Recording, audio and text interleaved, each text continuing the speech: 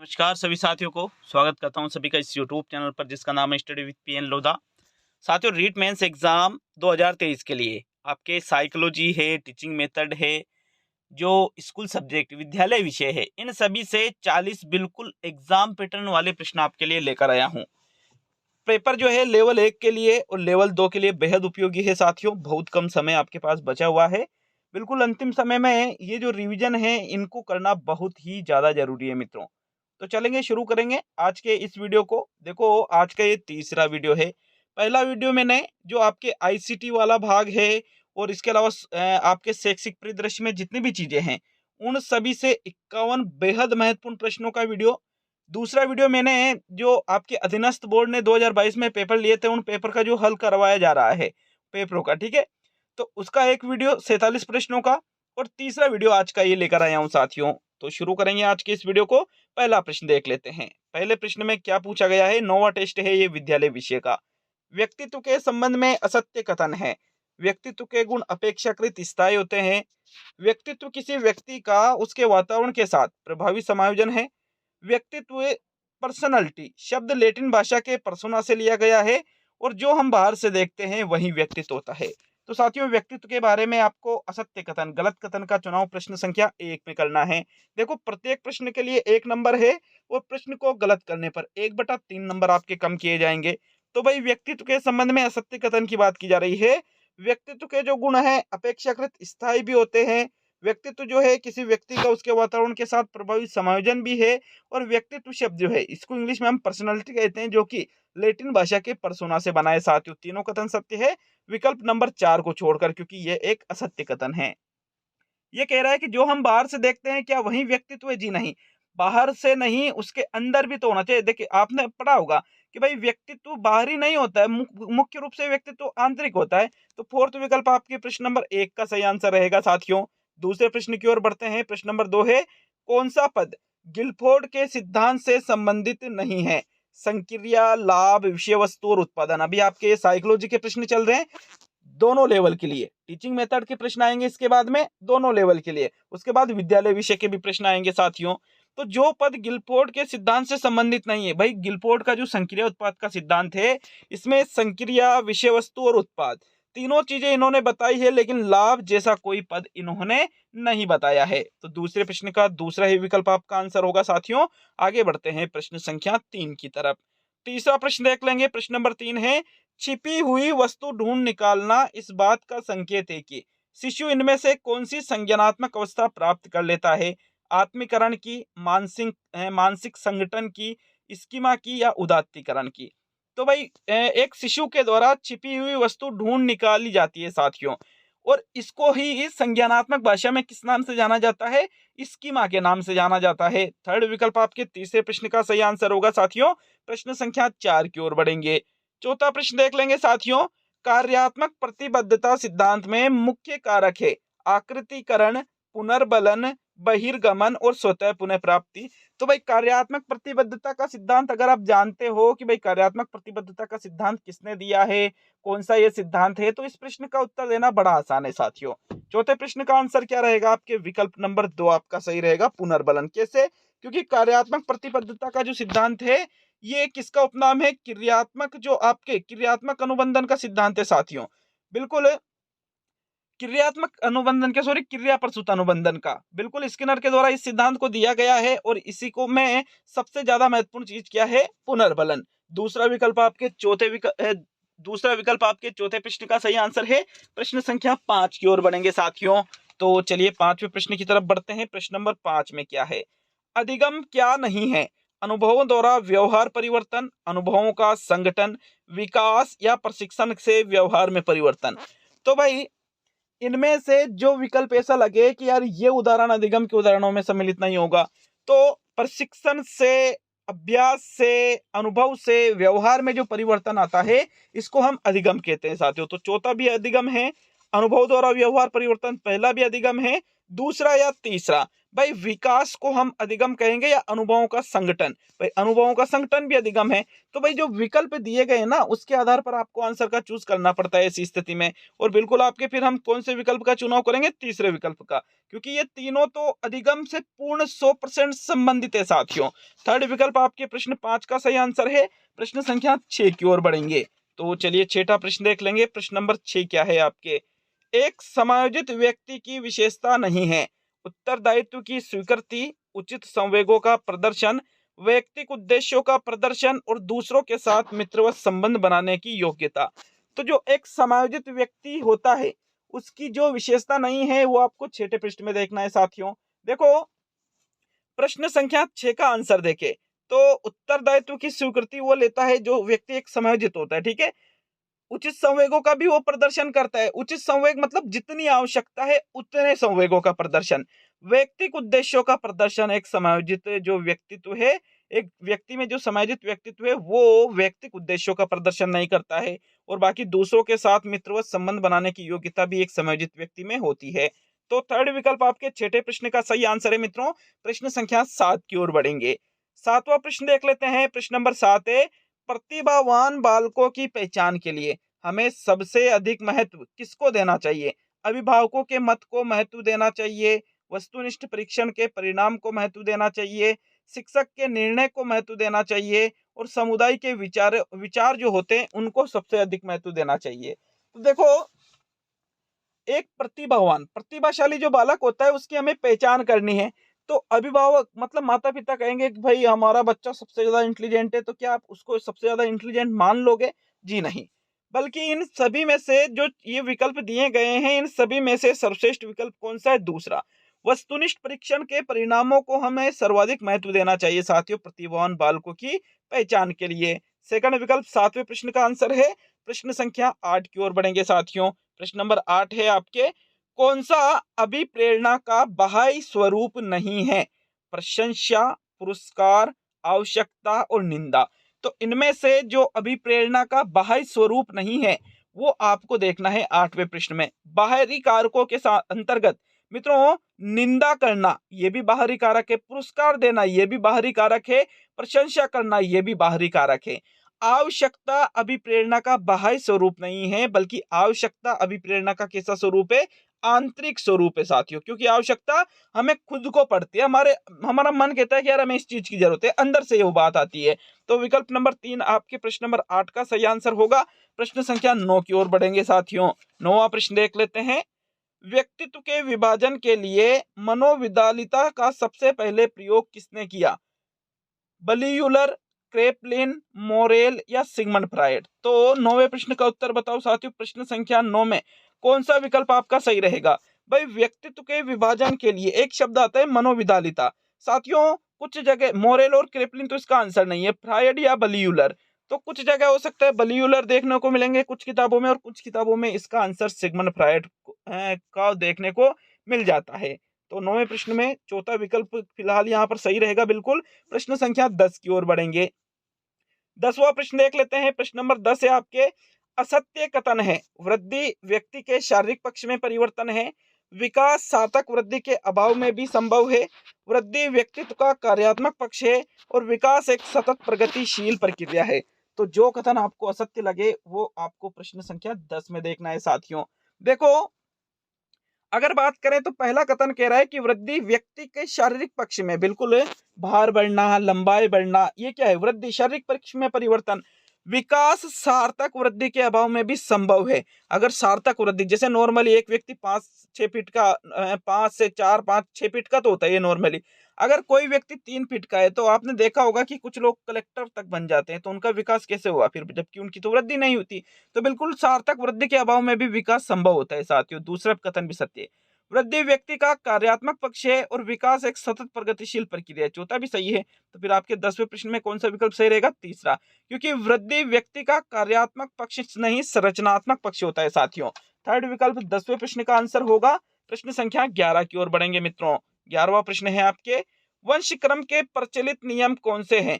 बीजकोश की निरंतरता का नियम, समानता का नियम, विभिन्नता का नियम और इनमें से सभी। तो वंशक्रम के जो प्रचलित नियम हैं इनमें बीज कोश की निरंतरता का नियम भी आता है, समानता का नियम भी आता है और विभिन्नता का नियम भी आता है। अर्थात इनमें से सभी वाला जो चौथा विकल्प है आपके 11वें प्रश्न का आंसर होगा मित्रों। प्रश्न नंबर 12 की ओर बढ़ेंगे। प्रश्न नंबर 12 में क्या है?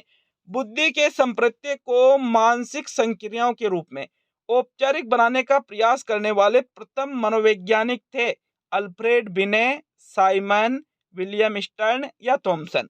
तो देखो, बुद्धि से संबंधित प्रश्न बेहद उपयोगी प्रश्न है साथियों आपके लिए। प्रश्न नंबर 12, 12वें प्रश्न का आंसर देखें तो बुद्धि का जो संप्रत्यय है इसको मानसिक संक्रियाओं के रूप में औपचारिक बनाने का प्रयास सबसे पहले किसके द्वारा किया गया था? अल्फ्रेड बिने के द्वारा किया गया था साथियों। इन्होंने सन 1908 में मानसिक आयु शब्द का सबसे पहले प्रयोग भी किया था। तो विकल्प एक आपके प्रश्न 12 का सही उत्तर है। प्रश्न नंबर 13 की ओर बढ़ेंगे। 13वां प्रश्न क्या है? प्राथमिक मानसिक योग्यता का सिद्धांत किसने प्रस्तुत किया? स्पीयरमैन ने, थ्रस्टन ने, थॉर्नडाइक ने और गिलफोर्ड ने। भाई ये आपके साइकोलॉजी के प्रश्न चल रहे हैं और लगभग खत्म हो चुके हैं। अब आपके टीचिंग मेथड के प्रश्न हम हल करेंगे। तो देखो, प्रश्न संख्या 13 में प्राथमिक मानसिक योग्यता का सिद्धांत पूछ रहा है मित्रों। प्राथमिक मानसिक योग्यता का जो सिद्धांत है ये थ्रस्टन के द्वारा दिया गया, थ्रस्टन एवं केली के द्वारा। दूसरा विकल्प आपके 13वें प्रश्न का आंसर होगा। नेक्स्ट प्रश्न संख्या 14 की ओर बढ़ेंगे। तो चलिए 14वां प्रश्न देख लेते हैं। प्रश्न नंबर 14, ये आपके देखो साइकोलॉजी के प्रश्न तो पूरे हो चुके हैं। अब हम टीचिंग मेथड के प्रश्नों को हल कर रहे हैं। 14वां प्रश्न है, ये भी देखो दोनों लेवल के लिए है साथियों, ठीक है। सतत एवं व्यापक मूल्यांकन पर प्रभावी रूप से बल दिया गया राधा कृष्णन आयोग के द्वारा, राष्ट्रीय शिक्षा नीति 1986 के द्वारा, मुदालियर आयोग के द्वारा और इनमें से कोई भी नहीं। तो जो सीसीई है, सतत एवं व्यापक मूल्यांकन है, इस पर प्रभावी रूप से बल देने का कार्य किसके द्वारा किया गया था साथियों? कोई नहीं को आप यहां से हटा सकते हो। तीसरा, दूसरा या पहला? 14वें प्रश्न का आंसर देखते हैं। तो भाई जो राष्ट्रीय शिक्षा नीति 1986 में आई थी, स्वतंत्र भारत की दूसरी राष्ट्रीय शिक्षा नीति थी साथियों ये। इसके द्वारा ही सतत एवं व्यापक मूल्यांकन पर प्रभावी रूप से बल दिया गया था। तो सेकंड विकल्प आपके 14वें प्रश्न का आंसर होगा। प्रश्न संख्या 15 की ओर बढ़ते हैं। 15वां प्रश्न देख लेंगे साथियों। संपर्क सिद्धांत के प्रतिपादक है जी रेवटन, स्वीट, प्लेटो और इनमें से कोई नहीं। तो इनमें से जिसके द्वारा संपर्क सिद्धांत दिया गया है वो देखना है आपको प्रश्न संख्या 15 में। और साथियों देखो, जी रेवटन के द्वारा ही संपर्क सिद्धांत का प्रतिपादन किया गया था। विकल्प एक आपके प्रश्न संख्या 15 का आंसर होगा साथियों। प्रश्न संख्या 16 को देख लेते हैं। तो चलिए 16वें प्रश्न पे की ओर बढ़ेंगे। ड्रेकाली शिक्षण विधि के प्रवर्तक है मॉन्टेसरी, फ्रोबेल, ड्रेकाली और कार्लटन वाशबर्न। साथियों इनमें से ड्रेकाली शिक्षण विधि आपने पढ़ी होगी। तो ये जो शिक्षण विधि है इसके प्रवर्तक पूछा गया है 16वें प्रश्न में, मतलब प्रवर्तक जनक पूछा गया है। तो भाई मैडम मारिया मॉन्टेसरी ने तो मॉन्टेसरी विधि दी है, फ्रोबेल ने किंडरगार्टन विधि दी है, अब ड्रेकाली या कार्लटन वाशबर्न। तो 16वें प्रश्न का आंसर क्या रहेगा साथियों आपके प्रश्न नंबर 16 में? जो ड्रेकाली विधि है इसका जो आविष्कार है ड्रेकाली के द्वारा ही किया गया है साथियों। विकल्प 3 आपके प्रश्न 16 का सही उत्तर है। प्रश्न संख्या 17 की ओर बढ़ेंगे साथियों। 17वां प्रश्न देख लेते हैं। निम्न में से सही कथन है। अभिकर्मित अनुदेशन के दो प्रकार माने गए हैं। रेखीय अभिकर्मित के प्रवर्तक स्किनर को माना गया है, स्किनर नहीं स्किनर है, टाइपिंग मिस्टेक है, ठीक है। शाकीय अभिकर्मित, टाइपिंग मिस्टेक हुई रही है इस प्रश्न में यार। शाकीय अभिकर्मित के प्रवर्तक नॉर्मन क्राउडर है और उपरोक्त सभी सही है। तो भाई देखो, प्रश्न संख्या 17 का उत्तर बताइएगा साथियों। 17वें प्रश्न में देखें तो अभिकर्मित अनुदेशन के मुख्य रूप से तो दो ही प्रकार होते हैं, रेखीय अभिकर्मित अनुदेशन विधि और शाकीय अभिकर्मित अनुदेशन विधि। इन दोनों ही प्रकारों का उपयोग शैक्षिक रूप में किया जाता है साथियों। बाकी जो अवरोही है, अवरोही मैथेटिक्स अभिकर्मित अनुदेशन विधि है, इनका उपयोग शैक्षिक क्षेत्र में नहीं किया जाता है। तो इस प्रकार हम ये कह सकते हैं कि भाई इनमें से सभी आपका सही आंसर रहेगा, क्योंकि रेखीय अभिकर्मित अनुदेशन विधि के जनक स्किनर है और शाकीय अभिकर्मित अनुदेशन विधि के जनक नॉर्मन क्राउडर है साथियों। तो नेक्स्ट प्रश्न नंबर 18 की ओर बढ़ेंगे। 18वां प्रश्न है आपके। बिनेट का जो योजना है इसके सर्वप्रथम प्रयोगकर्ता थे कार्लटन वाशबर्न, फ्रोबेल, कुक और बी एफ स्किनर। तो जो बिनेट का योजना है साथियों, अमेरिका के बिनेट नामक शहर में इसका निर्माण किया गया था, इस वजह से इसको बिनेट का योजना कहा जाता है। और अगर हम बात करें कि भाई इसके सर्वप्रथम प्रयोगकर्ता कौन थे, तो प्रश्न संख्या 18 में कार्लटन वाशबर्न ही बिनेट का योजना जो है इसके सर्वप्रथम प्रयोगकर्ता थे साथियों। बिल्कुल, बिनेटका योजना के जनक भी कौन है? Carlton Washburn. विकल्प 1 आपके 18वें प्रश्न का सही उत्तर है। नेक्स्ट प्रश्न संख्या 19 की ओर बढ़ेंगे साथियों। तो 19वां प्रश्न क्या है, देखते हैं आपके प्रश्न संख्या 19 को। कौन सी विधि प्राचीन काल में भी प्रचलित रही?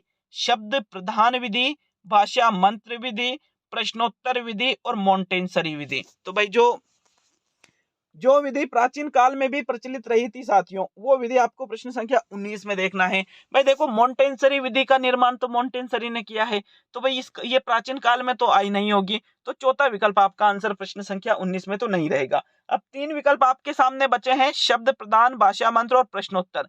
साथियों, जो विधि प्राचीन काल में भी प्रचलित रही थी वो है प्रश्नोत्तर विधि। थर्ड विकल्प आपके प्रश्न 19 का सही उत्तर रहेगा। नेक्स्ट प्रश्न संख्या 20 को देखते हैं। 20 में क्या है आपके? वाचन शिक्षण की विधि नहीं है, देखो और कहो विधि, अक्षर बोध विधि, ध्वनि साम्य विधि और आगमन विधि। तो इनमें से जो वाचन शिक्षण की विधि नहीं है वो आपको प्रश्न नंबर 20 में देखना है साथियों। 20वें प्रश्न का आंसर देख लेते हैं। तो भाई देखो और कहो विधि, अक्षर बोध विधि, ध्वनि साम्य विधि, तीनों वाचन शिक्षण की विधियां है। आगमन विधि जो है ये वाचन शिक्षण की विधि नहीं है। आगमन विधि तो किसकी विधि है मित्रों? व्याकरण शिक्षण की विधि है। विकल्प 4 आपके प्रश्न नंबर 20 का उत्तर होगा। प्रश्न संख्या 21 को देख लेते हैं साथियों। 21 में क्या पूछ रहा है आपसे? तो प्रश्न संख्या 21 है, कौन से युग्म में सही है? कौन सा युग्म सही है ये देखना है, गलत नहीं देखना है। प्रवचन विधि अनुवाद शिक्षण में, उद्बोधन विधि व्याकरण शिक्षण में, व्याख्यान विधि गद्य शिक्षण में, गीत विधि पद्य शिक्षण में। तो जो युग्म आपको 21 में सही लगता है वो आपको देखना है। भाई प्रवचन विधि का प्रयोग अनुवाद शिक्षण में नहीं किया जाता, उद्बोधन विधि व्याकरण में नहीं होती और व्याख्यान विधि गद्य में नहीं पद्य में होती है साथियों। अगर हम बात करें तो गीत विधि का प्रयोग बिल्कुल पद्य शिक्षण के लिए किया जाता है। 21 का फोर्थ विकल्प आपका सही उत्तर रहेगा। नेक्स्ट 22 की ओर बढ़ेंगे। अच्छा लगे साथियों वीडियो तो वीडियो को लाइक शेयर जरूर करिएगा। मैंने कल बोला था आपको कि भाई मेरे एग्जाम चल रहे थे जो पूर्ण हो चुके हैं, तो ऐप पर 149 वाला जो कोर्स है इस पर लगातार आपको 2 टेस्ट मिलेंगे साथियों। L1 के भी और L2 के भी लगातार 2 टेस्ट आपको देखने को मिलने वाले हैं। ठीक है ना, कोई दिक्कत नहीं है क्योंकि एग्जाम आज ही पूरे हुए हैं। कल हमारा मतलब आज तो पूर्ण हो चुके हैं, तो कल और परसों आपको लगातार 2 टेस्ट देखने को मिल जाएंगे 149 वाले कोर्स में। ठीक है, प्रश्न संख्या 22 की ओर बढ़ेंगे। पूरे 150 प्रश्नों की टेस्टों की बात कर रहा हूं साथियों में। प्रश्न नंबर 22 है, मूल्यांकन का प्रयोजन है बच्चों को डर के दबाव में अध्ययन के लिए प्रेरित करना, बच्चों को धीमी गति से सिखाने वाले होशियार समस्यात्मक छात्र आदि वर्गों में विभाजित करना, बालक के विकास के हर पक्ष का मूल्यांकन करना और उन बच्चों को पहचानना जिन्हें उपचारात्मक शिक्षण की आवश्यकता है। तो जो मूल्यांकन का प्रयोजन या उद्देश्य है वो प्रश्न नंबर 22 में बताओ साथियों। 22 में कौन से विकल्प का चुनाव करोगे आप? देखो, प्रश्न संख्या 22 की अगर हम बात करें तो 22वें प्रश्न में मूल्यांकन का प्रयोजन या उद्देश्य पूछा गया है साथियों। डर के दबाव में अध्ययन के लिए प्रेरित करना तो बिल्कुल नेगेटिव है। उन बच्चों को पहचानना जिन्हें उपचारात्मक शिक्षण की आवश्यकता है, हो सकता है। बालक के विकास के हर पक्ष का मूल्यांकन करना, ये ज्यादा बेहतर लग रहा है। बच्चों को धीमी गति से सिखाने वाले होशियार समस्यात्मक छात्र आदि वर्गों में विभाजित करना, ये पूर्णतः गलत है। तो थर्ड विकल्प आपका आंसर रहेगा भाई 22 में, बिल्कुल कोई डाउट नहीं रहेगा साथियों इसमें। थर्ड विकल्प ही आपका आंसर है। 23 की ओर बढ़ेंगे तो चलिए 23वां प्रश्न देख लेंगे। प्रश्न संख्या 23 है, शिक्षा में उद्देश्यों का वर्गीकरण दिया गया है किसके द्वारा? जॉन ड्यूई के द्वारा, स्मिथ के द्वारा, B.S. ब्लूम के द्वारा और I.K. डेविस के द्वारा। तो शिक्षा में उद्देश्यों का वर्गीकरण इनमें से जिसके द्वारा दिया गया वो आपको प्रश्न नंबर 23 में देखना है। और साथियों 23वें प्रश्न का आंसर देखें तो शिक्षा में उद्देश्यों का वर्गीकरण किसने किया था? बेंजामिन ब्लूम ने किया था, B.S. ब्लूम ने किया था। विकल्प नंबर 3 आपके प्रश्न नंबर 23 का आंसर है। प्रश्न संख्या 24 की ओर बढ़ेंगे साथियों। 24 को देख लेते हैं। प्रश्न नंबर 24 है, किसी वस्तु की मात्रा के रूप में प्रकट करने की एक प्रक्रिया को कहते हैं मापन, मूल्यांकन, परिधि या संक्रिया। मित्रों, कोई भी वस्तु है इसको मात्रात्मक रूप में हम प्रकट कर रहे हैं, तो मात्रात्मक रूप में प्रकट करने का कार्य मापन में किया जाता है और मूल्यांकन में मात्रात्मक नहीं आता है साथियों। हालांकि गुणात्मक आता है लेकिन मात्रात्मक को शामिल कर सकते हो, लेकिन मुख्यतः किसमें है? मापन में। तो विकल्प 1 बिल्कुल आपके प्रश्न नंबर 24 का सही आंसर है। प्रश्न संख्या 25 की ओर बढ़ेंगे। 25 को देख लेते हैं। 25वां प्रश्न में क्या है? मूल्यांकन की प्रक्रिया में वह उपक्रम जिसमें छात्रों के व्यवहार से संबंधित घटनाओं का ब्यौरा रखा जाता है कहलाता है। जांच सूचियां, वृत्तांत, अभिलेख, अभिवृत्तियां मापनी और निर्धारण मापनियां। तो देखो, मूल्यांकन की जो प्रक्रिया है जिसमें छात्रों के व्यवहार से संबंधित घटनाओं का ब्यौरा रखते हैं, उसको किस नाम से जाना जाता है? मित्रों 25 का आंसर देखते हैं, बहुत इंपॉर्टेंट क्वेश्चन है ये। इसको कहा जाता है वृत्तांत अभिलेख। किस नाम से जाना जाता है इसको? वृत्तांत अभिलेख के नाम से इसको जाना जाता है। सेकंड विकल्प 25 का सही उत्तर है। नेक्स्ट ये 26 की ओर बढ़ेंगे। ये टीचिंग मेथड के प्रश्न भी आपके पूर्ण हो चुके हैं। तो 26वां प्रश्न देखेंगे, प्रश्न नंबर 26। इनमें से कौन से विकल्प में सही संधि नहीं हो रही है? पहला विकल्प है अति प्लस उक्ति अत्युक्ति, दूसरा है नय प्लस अनयन, तीसरा है दीप प्लस अवली दीपावली और चौथा है नयन प्लस अभिराम नयनाभिराम। तो यहाँ पर आपको ये देखना है कि भाई जिस विकल्प में सही संधि नहीं हो रही है वो 26 में देखना है। भाई अति प्लस उक्ति, तो यहाँ पर हो रही है यन संधि, और यन संधि की बात करें तो इसमें एक शब्द देखो उक्ति, उक्ति शब्द में छोटा हुए और अत्युक्ति में बड़े उ की मात्रा लग रही है, तो फिर यही गलत है आपके पहला ही विकल्प। 26 का पहला विकल्प आंसर है। बाकी दीपावली का संधि उच्चेद क्या होगा? दीप प्लस अवली। नयन का संधि उच्चेद क्या होगा? ने प्लस अन। कौन सी संधि हो रही है? अयादि। दीपावली में दीर्घ। और नयन प्लस अभिराम नयनाभिराम, कौन सी हो रही है? यहाँ पर भी दीर्घ। तो पहला विकल्प 26 का आंसर होगा, क्योंकि इसमें सही संधि नहीं हो रही है। नेक्स्ट 27 की ओर बढ़ेंगे। तो 27वां प्रश्न देखेंगे, इनमें से किस विकल्प के सभी शब्द जातिवाचक संज्ञा के हैं? गंगा, मनुष्य, हिमालय, जयपुर, बुढ़ापा, लड़की, नदी, पहाड़, पुस्तक, भारत, मोहन, रामायण। तो इनमें से जिस विकल्प के सभी शब्द जातिवाचक संज्ञा के हैं वो विकल्प देखना है 27 में। साथियों 27वें प्रश्न का उत्तर बताओ भाई, 27 में कौन से विकल्प पे जाओगे आप? तो देखो, जातिवाचक संज्ञा जो संपूर्ण जाति का बोध कराए, जैसे गंगा तो एक नदी है तो ये तो व्यक्तिवाचक हो गया, जयपुर भी एक शहर का नाम है ये भी व्यक्तिवाचक हो गया, नदी बिल्कुल जातिवाचक है, पहाड़ जातिवाचक है, पुस्तक जातिवाचक है। अर्थात 27 में आपके जो थर्ड विकल्प है आपका सही आंसर होगा। साथियों 28 की ओर बढ़ेंगे। 28वां प्रश्न देखते हैं, प्रश्न नंबर 28 में क्या है? इनमें से कौन सा असुमेलित है? प्रत्यक्ष में अविभाव समास है, वनगमन में करण तत्पुरुष समास है, जलवायु में द्वंद्व समास है, सुग्रीव में बहुब्रीहि समास है। तो इनमें से जो असुमेलित है, असुमेलित मतलब जो गलत है, वो आपको 28वें प्रश्न में देखना है। मित्रों प्रत्यक्ष अक्षी से परे बिल्कुल यहाँ पर अव्ययीभाव समास का उदाहरण है, प्रति उपसर्ग लग रहा है। सुग्रीव में बहुब्रीहि समास है। साथियों जलवायु द्वंद्व समास है। वनगमन तत्पुरुष तो है, वन को गमन कर्ता ने कर्म को, तो कर्म तत्पुरुष होना चाहिए, करण तत्पुरुष नहीं रहेगा इसमें। 28 का जो दूसरा विकल्प है आपका सही आंसर रहेगा। साथियों 29 की ओर बढ़ेंगे। 29वां प्रश्न क्या है आपके? पुरुषवाचक सर्वनाम का उदाहरण है। विद्यालय विषय चल रहे हैं जिसमें हम हिंदी के प्रश्नों को हल कर रहे हैं। तो पहला विकल्प है उसका, दूसरा है कोई, तीसरा है कौन और चौथा है जो। इनमें से वह विकल्प जो पुरुषवाचक सर्वनाम का उदाहरण है 29 में देखना है। 29वें प्रश्न का आंसर देख लेते हैं। भाई कोई, कौन और जो ये पुरुषवाचक सर्वनामों में नहीं आते हैं, बल्कि उसका, ये जो शब्द है उसका, ये एक पुरुषवाचक सर्वनाम का उदाहरण है। साथियों 29 का पहला विकल्प आपका आंसर है। 29 में तो हाँ ठीक है, पहला है। 30वां प्रश्न देख लेते हैं। प्रश्न नंबर 30 में क्या है? इनमें से कौन सा विसर्ग संधि का उदाहरण नहीं है? निरक्षर, अंतर्यामी, यशोदा और अन्वीक्षण। तो जो विसर्ग संधि का उदाहरण नहीं है वो विकल्प आपको 30वें प्रश्न में देखना है। भाई देखो, नि प्लस अक्षर शब्द बनता है निरक्षर, बिल्कुल ये एक विसर्ग संधि का उदाहरण है। अंतः प्लस यामी शब्द बनता है अंतर्यामी, ये भी विसर्ग संधि का उदाहरण है। यशः प्लस दा शब्द बनता है यशोदा, ये भी विसर्ग संधि का उदाहरण है। और अन्वीक्षण का निर्माण हुआ है अनु प्लस इक्षण से, तो अन्वीक्षण शब्द में विसर्ग संधि नहीं है बल्कि इसमें स्वर संधि है। चौथा विकल्प 30वें प्रश्न का आंसर है। प्रश्न नंबर 31 को देख लेते हैं। 31 है आपके, 8 आंसू गिरना मुहावरे का अर्थ है। तो भाई पहला विकल्प देखिएगा पहले विकल्प को, नुकसान होना पहला विकल्प, दूसरा है भीतर ही भीतर दुखी होना, तीसरा है पश्चाताप करना और चौथा है इनमें से सभी। तो यहाँ पर एक मुहावरा दे रखा है 8 आंसू गिरना। इस मुहावरे का अर्थ देखें प्रश्न नंबर 31 में, तो 8 आंसू गिरना मुहावरे का अर्थ होता है पश्चाताप करना। थर्ड विकल्प आपके 31 का सही आंसर है। प्रश्न नंबर 32 को देख लेते हैं साथियों। प्रश्न संख्या 32 में क्या पूछ रहा है? कंचनजंगा की ऊंचाई है 8,611 मीटर, 8,586 मीटर, 7,816 मीटर और 7,756 मीटर। तो यहाँ पर कंचनजंगा की ऊंचाई पूछी गई है प्रश्न नंबर 32 में। साथियों 8,611 मीटर तो माउंट एवरेस्ट की ऊंचाई है, कंचनजंगा की नहीं है भाई।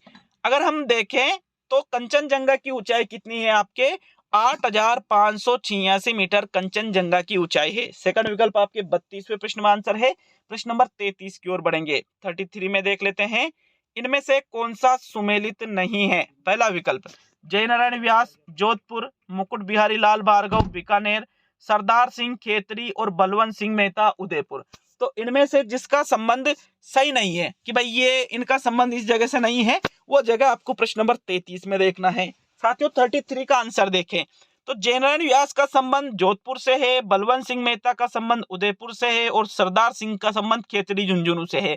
लेकिन मुकुट बिहारी लाल भार्गव का संबंध बीकानेर से नहीं है, बल्कि मुकुट बिहारी लाल भार्गव का संबंध कहां से, अजमेर मेरवाड़ा से। साथियों दूसरा विकल्प आपके प्रश्न संख्या 33 का सही उत्तर है। प्रश्न नंबर 34 को देख लेते हैं। 34 में क्या है, प्रश्न नंबर 34। साथियों 34वां प्रश्न है, साल, सागौन, शीशम, चंदन, महुआ, साकू, ये कुछ वृक्षों के नाम हैं। ये वृक्ष आते हैं, किस में आते हैं भाई ये वृक्ष, उष्ण कटिबंधीय शुष्क सदाबहार वन में, उष्ण कटिबंधीय अर्ध सदाबहार वन में, उष्ण कटिबंधीय शुष्क पर्णपाती वन में और हिमालयी नम शीतोष्ण वन में। तो भाई साल, सागौन, शीशम, चंदन, महुआ, साकू, ये जो वृक्षों के नाम हैं, 34वें प्रश्न का आंसर क्या रहेगा, ये किसके अंतर्गत आते हैं, उष्ण कटिबंधीय शुष्क पर्णपाती वन के अंतर्गत इनको शामिल किया जाता है। थर्ड विकल्प 34वें प्रश्न का आंसर होगा। साथियों प्रश्न संख्या 35 को देखेंगे तो 35 में क्या पूछ रहा है आपसे, प्रचलित कीमतों पर सकल राज्य घरेलू उत्पाद कितना है वर्ष 2021-22 के अनुसार आपको बताना है। एसएसटी से संबंधित प्रश्न आपने अभी हल किए हैं, ये अभी आपके एसएसटी का ही प्रश्न है। ये भी देखो, प्रचलित कीमतों पर सकल राज्य घरेलू उत्पाद पूछा गया है वर्ष 2021-22 के अनुसार। 12.96 लाख करोड़, 11.96 लाख करोड़, 10.45 लाख करोड़ और 13.90 लाख करोड़। तो मित्रों 35 का आंसर देखें तो 11.96 लाख करोड़ 2021-22 के अनुसार प्रचलित कीमतों पर सकल राज्य घरेलू उत्पाद है। साथियों दूसरा विकल्प आपके 35वें प्रश्न का आंसर होगा। प्रश्न संख्या 36 को देखेंगे। 36 में क्या पूछ रहे हैं आपसे, प्रमुख मानव नर लिंग हार्मोन है, ये आपके साइंस से संबंधित प्रश्न है। टेस्टोस्टेरोन, एस्ट्रोजन, प्रोजेस्टेरोन और इनमें से कोई नहीं। तो कोई नहीं को तो यहाँ से आप हटा सकते हो। साथियों प्रमुख मानव नर लिंग हार्मोन पूछा है, जो कौन सा है, टेस्टोस्टेरोन है। विकल्प एक आपके 36वें प्रश्न का आंसर होगा। नेक्स्ट 37 की ओर बढ़ेंगे तो 37वां प्रश्न, प्रकाश के वर्ण विक्षेपण का उदाहरण इनमें से कौन सा है। प्रकाश का टॉपिक है आपके, ठीक है, दोनों लेवल में। प्रकाश के वर्ण विक्षेपण का उदाहरण पूछा है। विकल्प है पहला मृग मरीचिका, दूसरा है हीरे की चमक, तीसरा है प्रिज्म से प्राप्त स्पेक्ट्रम और चौथा है प्रकाशीय तंतु। तो 37 का आंसर देखे साथियों, प्रकाश के वर्ण विक्षेपण के अंतर्गत किसको शामिल किया जाता है, जो प्रिज्म से प्राप्त स्पेक्ट्रम है, ये प्रकाश के वर्ण विक्षेपण का उदाहरण है। थर्ड विकल्प आपके 37 का सही आंसर है। नेक्स्ट अगला क्वेश्चन देखेंगे मित्रों, सेकंड लास्ट प्रश्न है। 38वां प्रश्न शायद टाइपिंग मिस्टेक की वजह से छूटा है। तो 39वां प्रश्न है, एक गिरती हुई वस्तु की गतिज और स्थितिज ऊर्जा का योग सभी बिंदुओं पर स्थिर होता है, बिंदु पर बिंदु बदलता है, प्रारंभ में अधिकतम होता है और बढ़ता रहता है और प्रारंभ में अधिकतम होता है और घटता रहता है। तो सेकंड लास्ट प्रश्न का उत्तर बताओ, जो एक गिरती हुई वस्तु है इसकी जो गतिज ऊर्जा और स्थितिज ऊर्जा के बारे में आपको बताना है। पहला विकल्प आपके 39वें प्रश्न का सही आंसर है, सभी बिंदुओं पर सातवें स्थिर होता है। प्रथम विकल्प 39 का सही आंसर रहेगा। अब आज का अंतिम और 40वां प्रश्न देख लेते हैं। प्रश्न संख्या 40 है, मानव शरीर की सबसे लंबी कोशिका है, तंत्रिका कोशिका, मांसपेशी कोशिका, यकृत कोशिका और वृक्क कोशिका। तो जो मानव शरीर की सबसे लंबी कोशिका है वो आपको 40वें प्रश्न में देखना है। मित्रों 40वें प्रश्न का आंसर कौन सा विकल्प, चौथा नहीं, तीसरा नहीं, दूसरा नहीं, बल्कि आपका आंसर रहेगा पहला विकल्प, जो तंत्रिका कोशिका है यही मानव शरीर की सबसे लंबी कोशिका होती है। तो प्रथम विकल्प आपके 40वें प्रश्न का सही उत्तर रहेगा। ये कंप्लीट होता है साथियों आज का टेस्ट। जल्द ही मिलेंगे अगले वीडियो में। वीडियो अच्छा लगे लाइक शेयर जरूर करिएगा।